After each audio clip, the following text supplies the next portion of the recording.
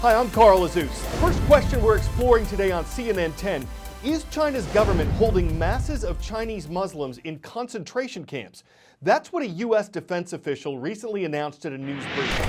The Uyghurs are a mostly Muslim ethnic group, and millions of them live in China. Historically, they have not had a great relationship with the Chinese government, and in recent years, the Chinese government has detained large numbers of Uyghurs. The U.S. says as many as 3 million of them in massive camps. Uyghurs who've been released from these camps say they're like prisons, aimed at getting rid of Uyghur culture and religion and instilling it with propaganda from China's communist government. That government has repeatedly denied holding large amounts of Uyghur citizens. China says it has set up what it calls training centers that are necessary to prevent terrorism. And a Chinese government-run newspaper says the nation's Xinjiang region, where many Uyghurs live, has been, quote, shielded from the flow of international terrorism, like the attack that occurred recently in Sri Lanka.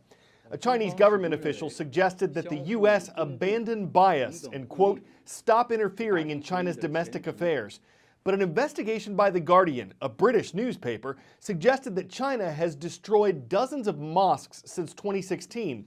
And while China's government officially recognizes 5 religions, including Islam, that government is also officially atheist. And according to the Council on Foreign Relations, an American nonprofit research group, China's government exercises control over religion. Christian pastors, for example, have to undergo training to make sure their sermons are adapted to Communist Party guidelines. Reporting on the struggles of Uyghurs has challenges all its own. China doesn't have the same freedom of the press as America does, so American reporters there have found plenty of obstacles in their investigations. So the CNN Beijing Bureau just spent a week reporting in the western Chinese province of Xinjiang, and it's not an easy place to do journalism. So we wanted to show you a little bit of what we went through, but I think more importantly, tell you why that matters. Xinjiang is the province where the U.S. says China has detained up to 2 million people, nearly all Muslims, in camps over the last few years. Activists say Beijing has done that to try and eliminate Islam within its borders, and ex-detainees have told CNN they were tortured inside while undergoing political indoctrination. China denies that and says these camps aren't prisons, but voluntary vocational training centers that are being used to not eliminate Islam, only Islamic extremism. Now, China's government says that Xinjiang is wide open for us to freely report there. Maybe in theory, but in reality, that's just not true. For example, upon landing there, our welcome gift was a government tail. We've already been followed by 3 or 4 guys, including one of them who I've seen follow us from the second we got out of the baggage area. That would be this man. He and at least a dozen others followed us every single hour of our 6-day trip, never more than 20 feet away. In the car, in the train station, in the hotel, in the room next to mine. So it's a bit of an odd feeling to be in your hotel room at 1 in the morning and knowing that on the other side of this connecting door, which leads to the room next door to mine, there's at least 3, 4 of the guys who have been following us around over the past couple days. It felt like intimidation tactics. They wanted us to know that we were being followed. And then, of course, there were the uniformed cops that showed up at odd hours.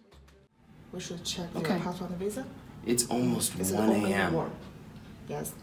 Also, I know, but I was sleeping. It just seems unnecessary. I'm sorry to bother you. Okay. Sorry. Okay. So, this is what happens when you do journalism in Xinjiang. I've lived here for nearly 4 years, and I've watched as things have gotten tougher and tougher for foreign journalists on all types of different stories. Xinjiang is probably just the most extreme example. But beyond just being followed, there were the more obvious attempts to try and make sure that we saw nothing they didn't want us to. For example, a highway we were on was closed for hours due to an accident nowhere to be seen. Not to mention spontaneous roadblocks that specifically target foreigners and ethnic minorities. Our IDs were checked nearly 50 times in 6 days. And the second you book a flight or a train, the government knows about it. And you can tell that because, well, government officials are waiting for you upon arrival. They clearly knew we were coming. They met us at the airport. They're checking our visas. They're telling us they want to accompany us for our own safety. But really, this is just stalling tactics. They know it, we know it, and yet this is the game we have to play. China's Ministry of Foreign Affairs say they don't know anything about the harassment we faced, but said Xinjiang is, quote, open and hospitable. The constant tales, the constant harassment, the constant delays, they're more than just inconvenient. They are specific tactics China's government has employed for a long time to prevent journalists from doing their jobs.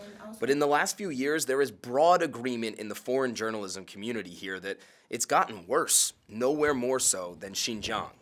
The end result is that it's nearly impossible to freely report on the hundreds of thousands of people that are likely languishing in camps right now, and that means that the rest of the world can't really see what's going on there.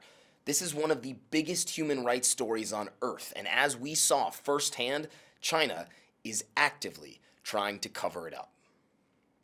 10-second trivia. Which of these landmarks is the oldest? Stonehenge, the Colosseum, King Tut's tomb, or Chichen Itza?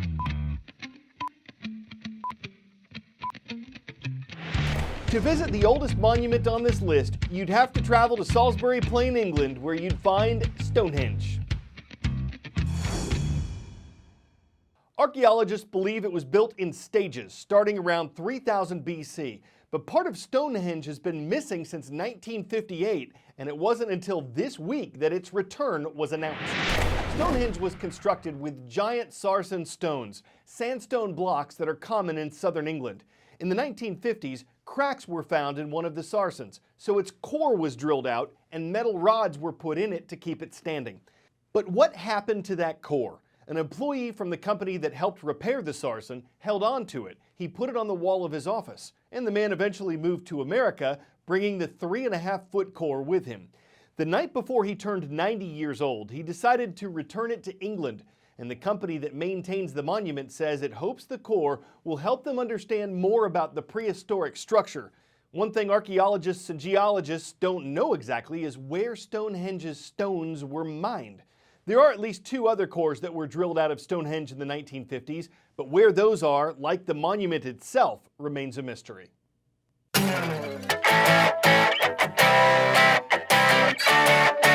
Back in the 1920s, there was this fad called flagpole-sitting. People would literally climb up on flagpoles and then just sit there, sometimes for days or weeks. Well, this happened Thursday morning in Florida. We're not sure exactly why the Bobcat climbed to the top of an electric pole and then just sat there, but it was near a stretch of road called Alligator Alley, so maybe he was a scaredy cat.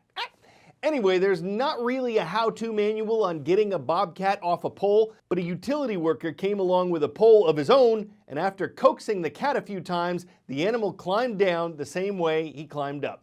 Maybe firefighters can coax cats from trees, but it's not cat and dry when it's utilities. It'd be futility to try to simply seize a wild cat like he's a pet Siamese. It took cat-like reflexes and ambition for an animal to claw up to the pole position. But meow that he's down and safe as a kitten, they can say, "Scat cat, you ain't no electrician." I'm Carl Azus, and Fridays are awesome.